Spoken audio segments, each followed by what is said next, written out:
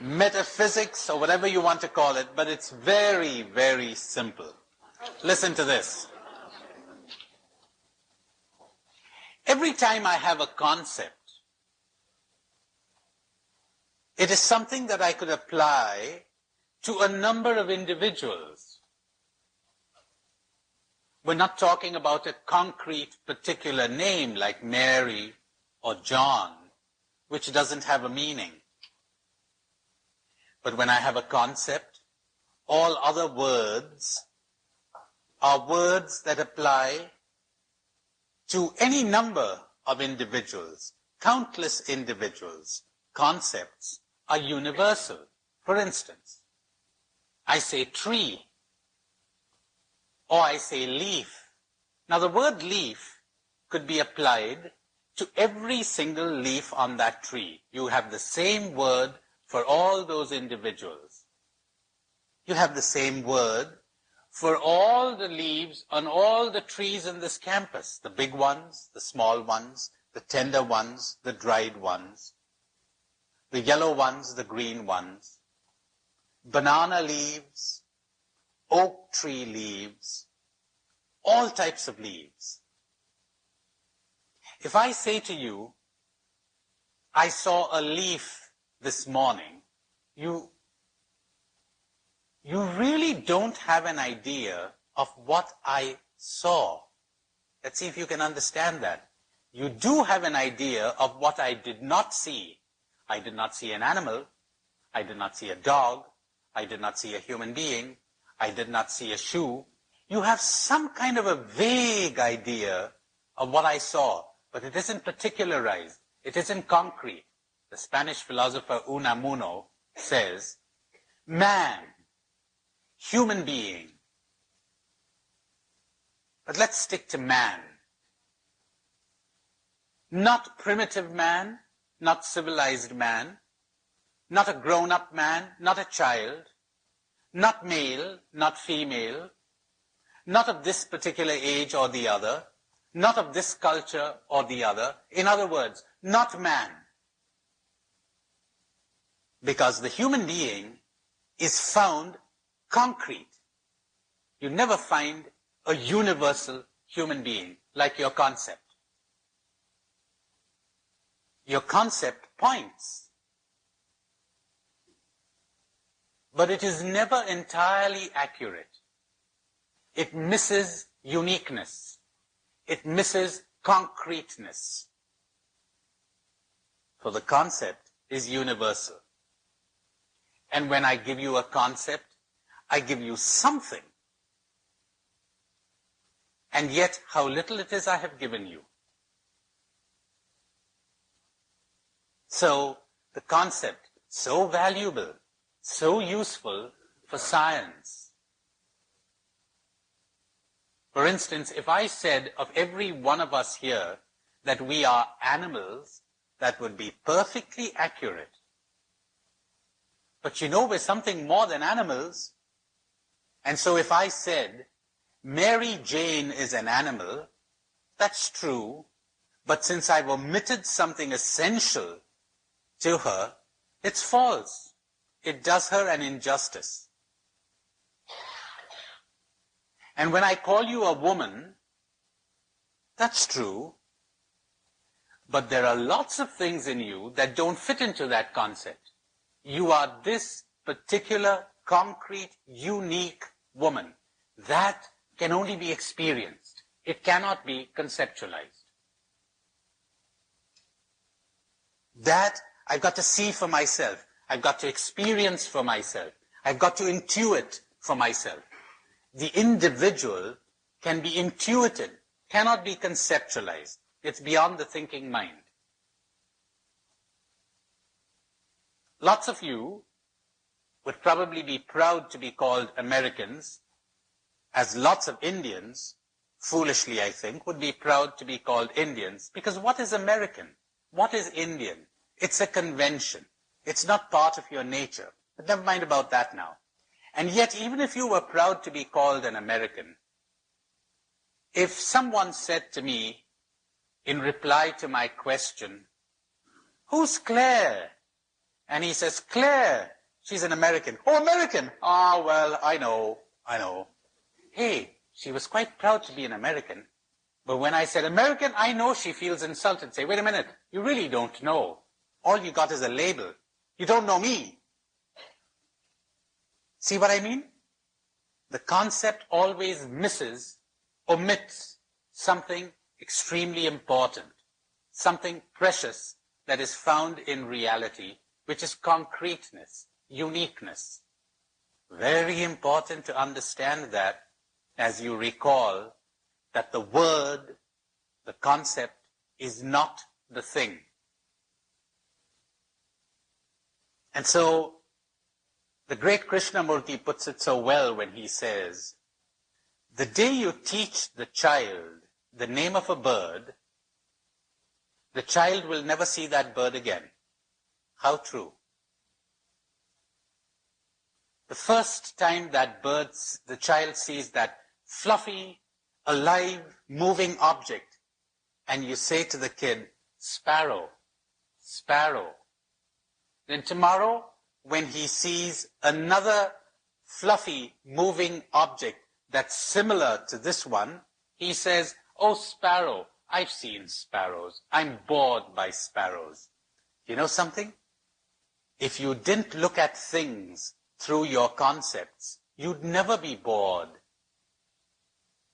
Every single thing is so unique. Every sparrow is so unlike every other sparrow. Even in its similarity, great help to find similarities so that we can abstract, so that we can have a concept. Great help from the point of view of communication, indication, science, but also very misleading and a great hindrance to seeing this concrete individual. And what about this particular sparrow? It keeps changing, from moment to moment. But we're coming to that immediately. The first drawback in a concept is that the concept is abstract. Reality is concrete. I don't think anyone would quarrel with that. So if all that you experience is your concept, you're not experiencing reality, because reality is concrete. The concept is a help to lead you to reality. But when you come there, then you've got to intuit or experience it directly. Second quality of the concept, it is static. Reality is in flow. We know enough to realize this. We have the same name for the Niagara Falls, but that whole body of water is constantly changing. How could you ever invent different words for each little movement of the river? You've got a word river, but that water is constantly flowing. The word remains static. You've got one word for your body, but all the cells in your body are constantly being renewed. That's another drawback in the concept when it is compared to reality. To give you an idea of what it is like, let's suppose there's an enormous wind outside here, and I want the people in my country to get an idea of what an American gale or hurricane is like. So I capture it in a cigar box, and I go back home and say, behold, well, it isn't a gale any longer, is it, once it's captured?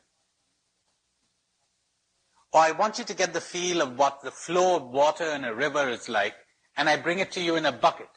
Well, the moment I put it into a bucket, it stopped flowing. The moment you put it into a concept, it stopped flowing. It became static. It became dead. Something like a frozen wave. A frozen wave is not a wave. A wave is essentially movement. It is action. And when you freeze it, it's not a wave. Concepts are always frozen. Reality flows. finally, if we are to believe the mystics, and it doesn't take too much of an effort to understand this, or even believe it, one can see it at once. Reality is whole. Words and concepts fragment reality. They give us little fragments. That is why it is so difficult to translate from one language to another, because each language cuts reality up differently. The English word home is impossible to translate into French or Spanish. Casa is not quite home. It has associations which are peculiar to the English language. Every language has untranslatable words and verbs and expressions, because we're cutting reality up and adding something or subtracting something, and usage keeps changing. Reality is a whole, then we cut it up and make concepts and words to indicate different parts. But if you had never seen an animal in your life, and one day you found a tail, just a tail, you've never seen an animal in your life, and somebody said to you, that's a tail, would you have any idea of what that was, unless you had some idea what an animal is? And unless you had some, couldn't be an idea, because ideas essentially fragment. Some vision, intuition, experience of reality as a whole. Would you really know what each fragment means? This is what the mystics are perpetually telling us. Words cannot give you reality. They only point. They only indicate. You use them as pointers to get to reality. But once you get there, you cannot, your concepts are helpless. Like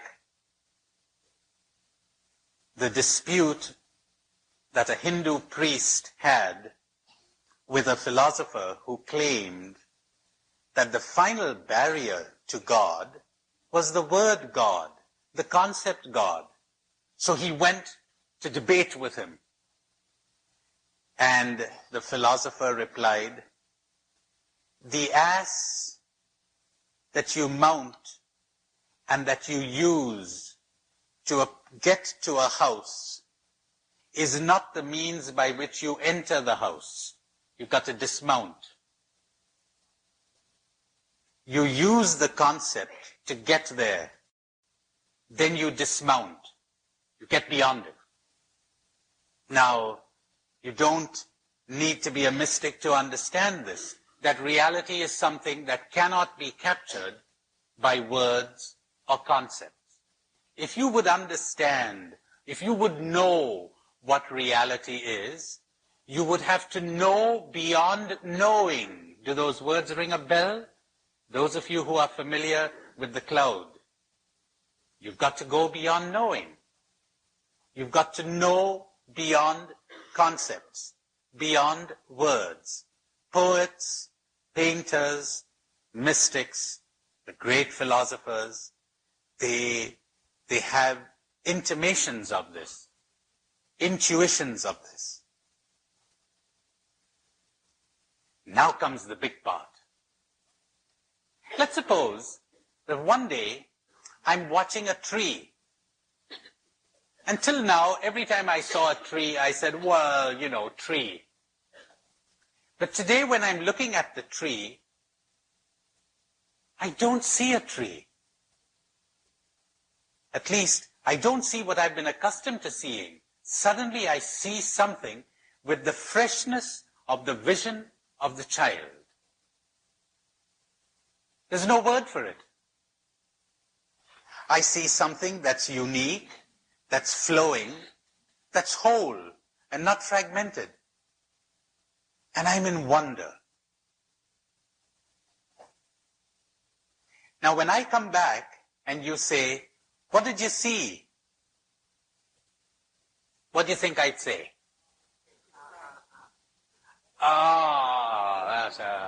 No word for it. There is no word for reality. Because as soon as I put a word to it, we're back into concepts again. I could tell you a story, and if you have the sense of a mystic, you might get a clue to what I'm talking about. But I cannot give you a description. My dears, if I cannot express this reality that I experience or intuit when I look at a tree, when you talk about expressing God, what are you talking about?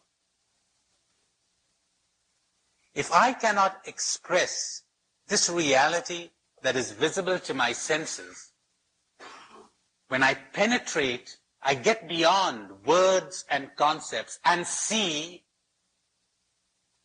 how does one express what cannot be seen by the eye or the ear? How does one find a word for it?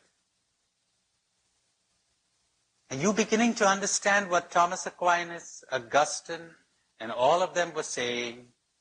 What the church teaches constantly when she says God is mystery, unintelligible to the human mind. What the great Karl Rahner said in one of his last letters when he wrote to a young German drug addict who wrote to him for advice and talked to him about God. He says, you, theologian, you talk about God. How could this God be relevant in my life? How could I get rid of my drug? And Rahner says to him, I must confess to you, in all honesty, that for me, God is, and has always been, absolute mystery. I do not understand what God is. No one can. We have intimations, inklings, that we falteringly, inadequately attempt to put into words. But there is no word for it. There is no sentence for it. Talking to a group of theologians in London, I think it was, he said to them, the task of the theologian is to explain everything through God, and to explain God as unexplainable. Unexplainable. Mystery. One doesn't know. One cannot say. One says, And when one reveals God, one is using words, is not one. One is using concepts. And once again, all the great mystics in the Catholic Church, in all the Christian churches, in all the religions are telling us those words are pointers. They're not descriptions. They don't fit. They indicate. They give you a clue. Now, tragically, people fall into idolatry because they think that where God is concerned, the word is the thing. Now, how could you get so crazy? Can you be crazier than that? That where human beings are concerned, and trees and leaves and plants and animals, the word is not the thing. But where God is concerned, the word is the thing. What are you talking about? That's why I told you last night about that famous, internationally known scripture scholar who attended this course of mine in San Francisco a couple of years ago and said to me, my God, after listening to you, I understand that I've been an idol worshiper all my life. And as I said to you last night, he said this right out in the open there. Big man. It never struck me that I had been an idol worshiper. My idol was not made of wood or of metal. It was a mental idol. And these are the more dangerous idol worshippers. Very subtle substance that is used to produce this God, who has no name, no form, no image. There are only indications. There are clues. More about this when I talk about the scriptures. What I'm leading you to this afternoon is the following: awareness of reality around you. Do you remember I said, what is awareness? It means to watch, to observe what is going on within you and around you. Going on, pretty accurate, because things are going on. The trees, the grass, the plants, the animals, the rocks, all of reality is moving. One observes it. One watches it. How essential it is for the human being to observe not just himself or herself, but all of reality. You are imprisoned by your concepts. Do you want to break out of the prison? Look, observe. Spend hours observing, watching. What? Anything. The faces of people, the shape and form of trees, a bird in flight, a pile of stones. Watch the grass grow.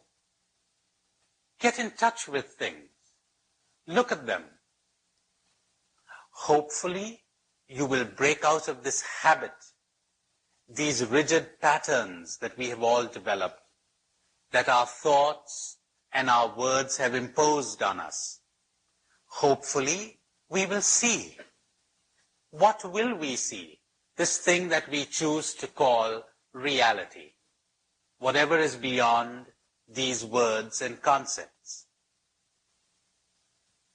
That is a spiritual exercise connected with spirituality, connected with breaking out of your cage, out of the imprisonment of your concepts and words. How sad if you would have passed through life and never seen it again with the eyes of a child. Don't lose your concepts, they're very precious. As a matter of fact, we begin without them. Then we develop concepts, because concepts have a very positive function. Thanks to them, it would seem, we develop this thing called intelligence. We're even able to then understand the limitations of concepts. Anyone who never learnt a language, who was never programmed, was never given words and concepts, would, it would seem, have no intelligence at all. And so we're invited not to become children, but to become like little children. We have to fall from the stage of innocence. We have to be thrown out of paradise and develop this I, this me, thanks to these concepts. And then we need to return to paradise again. We need to be redeemed again. We need to put off the old man, the old nature, the conditioned self, and return to the state of the child. But without being children anymore. So we start off looking at reality in wonder. But it isn't the intelligent wonder of the mystic. It's the formless wonder of the child. Then the wonder dies and is replaced by boredom as we develop language and words and concepts. Then hopefully, if we're lucky, we return to the wonder again.